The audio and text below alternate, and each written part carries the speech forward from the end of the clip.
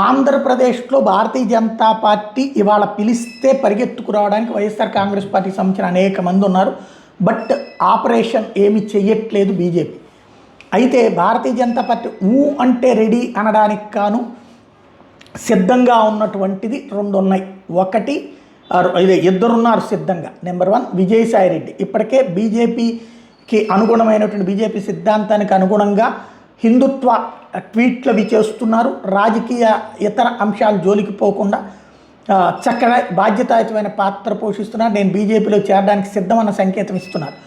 తెలుగుదేశం అంటే బీజేపీ చేర్చుకుంటుందా లేకపోతే బీజేపీ తెలుగుదేశంతో సంబంధం లేకుండా చేర్చుకుంటుందా తేల్చుకోవాల్సిన అవసరం ఉంది.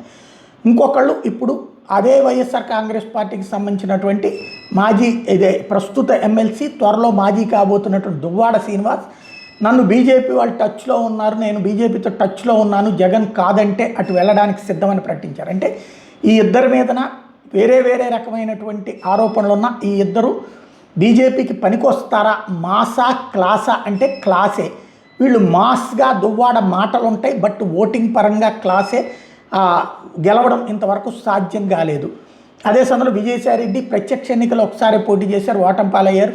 పరోక్షంగా రాజ్యసభకు 2 సార్లు ఎన్నికయ్యారు.